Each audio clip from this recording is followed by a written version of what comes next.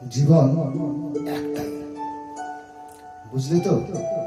একটাই জীবন। একদিন হঠাৎ করে দেখবে বয়স হয়ে গেছে, ব্যাস দিন ফুরলো। সেদিন থেকে নিঃশব্দে শুরু হবে দিন গোনা। ওই যে গাছগুলো ছোটবেলা থেকে বড় হতে দেখলাম, আজ সেই গাছগুলো বুড়ো হয়ে গেছে। গোটা কয়েক লোক কাটতে এসেছে, জিজ্ঞেস করতে বললেন ওদের আর কোনো কাজে লাগবে না। অথচ একদিন কত মানুষ এসে বিশ্রাম নিয়েছে ওই গাছের তলায়। বুঝতেই পারলাম না কখন বড় হলো। টের পেলাম যখন তারা চলে যেতে বসেছে, ঠিক না মানুষের মতো। এই পাড়ার দিদিরা যাদের হাসিতে ভরে থাকতো সারা পাড়া, আজ তারা নেই। বিয়ে হয়ে জীবন তাদের অন্য কোথাও নিয়ে গেছে। এই যারা ছোট বাচ্চা ছিল, তোমাদের সঙ্গে খেলতো, আজ তারা বড় বড় ইউনিভার্সিটিতে। বলেছিল যাওয়ার আগে শিগগিরই আসবো, কিন্তু শিগগিরই আর আসে না। তারা সবাই পাড়ি দিয়েছে বিভিন্ন প্রান্তে চাকরি ছুটতে। একসময় বাবা অফিস থেকে ফিরলে আমরা সবাই চুপ করে বসে থাকতাম। এমনকি ভলুটা কুই কুই করতে করতে এসে চুপটি করে কোলে এসে বসে পড়ত।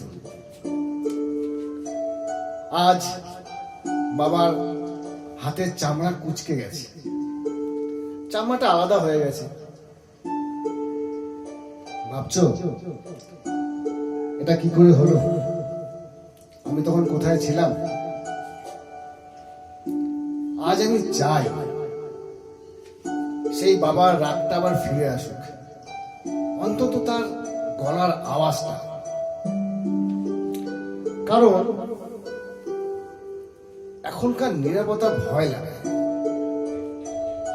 জীবন কোনো নোটিশ দেয় না, সে বলে না এইটাই শেষ সুযোগ, সে শুধু চলে যায়। তাই বোঝো, জীবন একটাই, এটা আর ফিরবে না, দ্বিতীয় সুযোগ আরো দেবে না। তাই অনুরোধ, শুধু বেঁচে থেকো না, বাঁচো।